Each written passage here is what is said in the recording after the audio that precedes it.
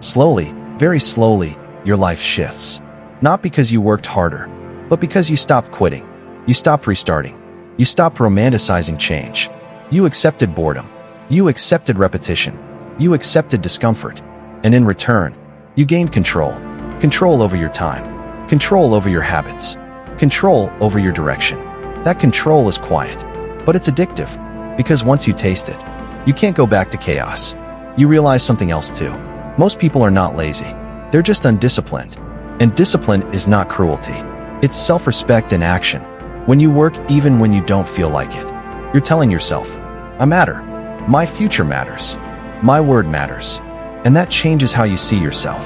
One day, someone will ask you, how did you become so consistent? And you'll struggle to answer. Because there was no secret, no motivation, just a decision you stopped renegotiating. You didn't become extraordinary. You became reliable.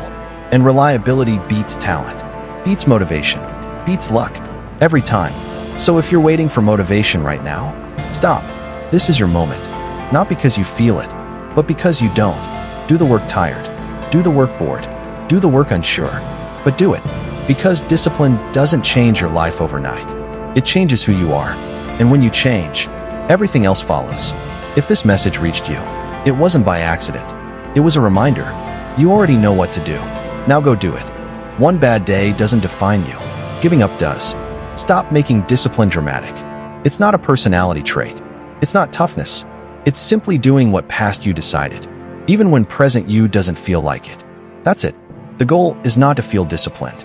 The goal is to remove friction until action becomes the default. When starting feels easier than avoiding, discipline becomes invisible. You don't need to become a new person. You need to become consistent enough that your future self thanks you. Quietly. Every day, there will be a day, a very quiet day. No music, no dramatic moment, no sudden clarity, just a normal day. And on that day, something small changes. You stop waiting. You don't feel motivated. You don't feel ready. You don't feel confident. But you act anyway. Not because you're strong, but because you're tired of repeating the same year in different months. That day is not exciting. In fact, it feels disappointing because you realize something painful. No one is coming. No perfect time. No perfect mood. No perfect version of you. Just this moment. And a choice. You understand then that motivation was never missing. You kept waiting for permission to become who you already know you should be. From that day on, life doesn't suddenly become easy. You still get tired. You still doubt. You still struggle. But something is different. You no longer argue with your mind. You no longer beg yourself. You decide once, and then you obey your own decision. That's the real power. Self-trust. When you say you'll do something, you do it. Not perfectly, not passionately, consistently. You stop looking for feelings to guide you. You let standards guide you. Standards don't change with mood. Standards don't care about comfort. Standards build respect. Here's the rule that changes everything. Never rely on willpower. Design your environment instead. Willpower is emotional. Environment is mechanical. And discipline loves mechanics. If you want to wake up early, don't argue with your mind in the morning. Set the phone far away. Sleep earlier. Remove the decision. If you want to work consistently, don't wait for inspiration. Same place, same time, same setup. Your brain learns patterns faster than motivation. Another hard truth. You don't lack discipline. You lack clarity. Most people don't know exactly what they do daily, when they do it, how long it takes, what done looks like. So their brain stays confused. Confusion leads to avoidance. Clarity kills procrastination. Discipline requires rules. Simple ones. Not motivational speeches. Not emotional promises. Rules. I work for 30 minutes. Then I stop. I don't skip 2 days in a row. I start even if I don't finish. Rules remove negotiation. And negotiation is where discipline dies. Here's something powerful. Lower your standards for action. Raise your standards for consistency. Stop aiming for perfect days. Aim for non-zero days. Some days you do a lot. Some days you do the minimum. But you never do nothing. Momentum is built by continuity, not intensity. Small wins. When you complete something easy, your brain releases trust. Trust turns into confidence. Confidence turns into identity. Identity turns into discipline. That's the order, not motivation first. Discipline also requires boredom tolerance. Most people quit because they're bored, not because it's hard. Growth is repetitive. Same actions, same struggles, same effort, over and over. If you can survive boredom, you can survive anything. Another thing nobody teaches you. You will fail. You will skip days. You will break promises. You will feel disappointed in yourself. Discipline is not never failing. Discipline is returning faster. Most people wait for confidence. Disciplined people build confidence. Confidence doesn't come from thinking. It comes from evidence. And evidence comes from consistency. Every time you show up when you didn't want to, you deposit proof into your identity. I am someone who does what they said they would do. That belief is unbreakable. Discipline simplifies your life. No more daily battles. No more endless decisions. No more emotional exhaustion. You don't ask, should I do it? You already decided. Decision fatigue disappears. Mental clarity appears. Freedom comes from structure. This is the part nobody likes. Discipline is lonely. At first, no one notices. No praise. No applause. People only see results. They don't see the repetition. They call it luck. They call it talent. They never see the boredom you survived. But here's the reward. One day, you wake up, and your life feels different. Not dramatically, not magically, just solid. You trust yourself. You don't panic easily. You don't rely on motivation. You rely on who you've become. Discipline doesn't change your life overnight. It changes you. And when you change, your life has no choice but to follow. Let's be clear about something first. You don't suddenly become disciplined. You train discipline the same way you train a muscle. And just like a muscle, if you overload it too fast, it breaks. That's why most people fail.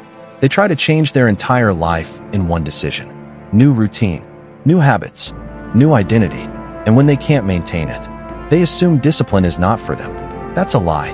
Discipline starts small, almost embarrassingly small. So small that your brain doesn't resist. Because resistance is the enemy. If your plan triggers resistance, it's already too big. Disciplined people work regardless. Not because they're heartless, but because they decided who they are. Here's the uncomfortable truth. Discipline is choosing discomfort now, instead of regret later. It's waking up when your body begs you to stay. It's working when your mind screams for escape. It's continuing when quitting feels logical. And your brain hates that. Your brain wants relief. Discipline denies relief. That's why discipline feels heavy at first. But that heaviness is strength being built. Discipline is not about doing everything. It's about doing one thing consistently, even when you're tired of it. People fail because they aim too high. Too many habits. Too many changes. Too much pressure. Discipline doesn't demand intensity. It demands reliability. Show up even if it's ugly. Show up even if it's slow. Show up even if it feels pointless. Because results don't come from effort. They come from accumulation. Let me tell you something important. You don't rise to the level of your goals. You fall to the level of your systems. Goals are emotional. Systems are mechanical. Discipline is choosing systems over feelings. Same time, same action, same standard. Every day. At first, discipline feels like force. You have to push yourself. You argue with your mind. You negotiate with your excuses. But something changes over time. Your brain adapts. What once felt hard becomes normal. And what becomes normal no longer drains you. That's when discipline turns into identity. Identity is everything. The moment you stop saying, I'm trying, and start saying, this is what I do, your behavior changes. Not because you're motivated, but because acting otherwise would feel wrong. Discipline is when quitting feels uncomfortable. You don't want motivation. You want to feel like someone who has their life together. Motivation gives you that feeling temporarily. Discipline actually turns you into that person. But it takes time. And most people are impatient with identity change. Every time motivation fades, a voice in your head gets louder. What's wrong with me? You start to believe. You lack willpower. You're inconsistent. You're broken. You're not. You're just using the wrong tool. Motivation is not for building a life. It's for escaping one. You don't need more motivation. You need fewer decisions. Because every decision drains you. Should I work today? Should I rest? Should I start tomorrow? Discipline removes the question. And when the question disappears, action becomes automatic. Right here. Because this is where excuses end. You can no longer blame circumstances, mood, inspiration, other people, only choices. And responsibility is heavy. How do I feel? Start asking, what is non-negotiable? Your life doesn't need intensity. It needs structure. Now we're ready. Not the motivational version of discipline. Not the Instagram version. The real one. The one that feels boring, but changes everything. Discipline is not loud. It doesn't announce itself. It doesn't make you feel powerful in the moment. In fact, most of the time, it feels like nothing. And that's why people underestimate it. You don't wake up disciplined. You don't feel disciplined. You don't get a rush from discipline. You just do what needs to be done. Again, and again, and again. No excitement. No drama. No motivation. Just repetition. Discipline starts where your emotions end. When motivation leaves, discipline stays. When excitement fades, discipline remains. When no one is watching, discipline shows up. That's the difference. Most people are emotional workers. They work when they feel good. They stop when they feel bad. Motivation is not something you control. It reacts. It reacts to a video, a speech, a moment of pain, a temporary desire to escape your current life. That's why motivation is always short-lived. It spikes, then crashes, and every crash makes you feel worse than before. Because now you're not just stuck. You're disappointed in yourself. Again, here's something nobody tells you. Your brain's main job is not success. It's survival, and survival prefers comfort, familiarity, low energy use, predictability. Motivation threatens all of that. When you decide to change your life, your brain hears danger, so it fights back with laziness, doubt, fear, overthinking, procrastination. Not because you're weak, but because your brain is doing its job. Have you noticed this? You feel most motivated late at night, after watching a video, when you're emotional, when you're far from action. That's because there is no immediate cost. Your brain loves plans without pain. But the moment morning comes, reality shows up. Effort, discomfort, resistance, and motivation disappears. Motivation is powered by hope. Hope that results will come fast. Effort will be rewarded quickly. Pain will be temporary. But real growth doesn't work like that. Results are slow. Progress is invisible. Pain is repetitive. So hope fades. And with it, motivation dies. Motivation makes you confident before you deserve it. You feel like a new person, before the habits, before the work, before the proof. That confidence is fragile. The first failure destroys it. And when confidence breaks, most people quit. Discipline builds confidence after the work. That confidence doesn't break. Be honest. How many times did you say, "This is my fresh start. This time is different. I learned my lesson." Starting feels powerful. Continuing feels boring. So you keep restarting your life instead of building one. Motivation loves beginnings. Discipline survives the middle. You don't need motivation. Motivation is the lie that keeps you stuck. Because if motivation worked, you would already have the life you dream about. Pause. Think about it. How many times did you feel motivated? How many videos did you watch? How many quotes did you save? How many Mondays felt like a new beginning? And yet, you are still here. Same place, same habits, same excuses. This video is not here to motivate you. It's here to wake you up. Motivation feels good. That's the problem. It gives you the illusion of progress without the pain of action. You watch a video. You feel inspired.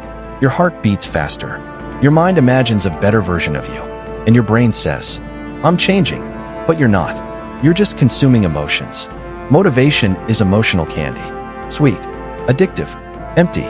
It makes you feel productive without doing anything productive. That's why you keep coming back for more.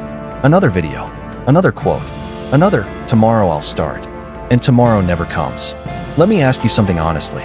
Where is your motivation when you wake up tired? Nobody is watching? Results are slow? You fail? You feel bored? Life hits you hard? Motivation disappears the moment life becomes uncomfortable. Because motivation is built on feeling. And feelings are unstable. They depend on mood, energy, weather, validation, circumstances. Your goals deserve something stronger than how you feel today. This is the cycle most people live in. Motivation, action, resistance, stop, guilt, motivation again. You start strong. You promise yourself this time is different. You tell everyone. You feel powerful. Then resistance shows up. Suddenly, you're tired. You're busy. You're stressed. You don't feel like it. So you stop. Then guilt eats you alive. So you look for motivation again. And the cycle repeats. Years pass. Life doesn't. This might hurt, but you need to hear it. If you rely on motivation, you are training yourself to quit. You're teaching your brain, I only act when I feel good. So the moment discomfort appears, your brain shuts down. Strong people don't have more motivation. They have less dependence on it. They act tired. They act bored. They act scared. They act unmotivated. Not because they're special, but because they understand something you don't yet. Your future is not built on your best days. It's built on ordinary days, bad days, silent days, painful days. Motivation prepares you for perfect conditions. Life never gives you those. So you keep waiting, and waiting, and waiting, while others move forward silently.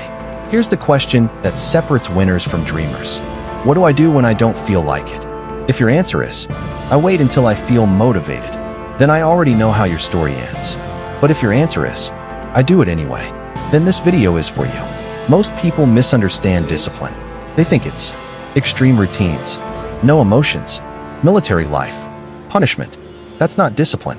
That's ego. Real discipline is quiet, boring, repetitive, unsexy, and that's exactly why it works. Because discipline doesn't care about your excuses. It doesn't care if you're tired, you're sad, you're scared, you're not ready. Discipline says, this is who we are now. And then it demands consistency, not perfection. Consistency. The moment you stop asking, how do I feel today? And start asking, what needs to be done today?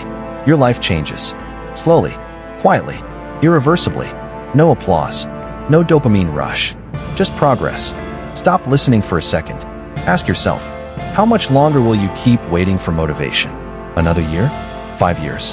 10? Because time is moving, with or without you.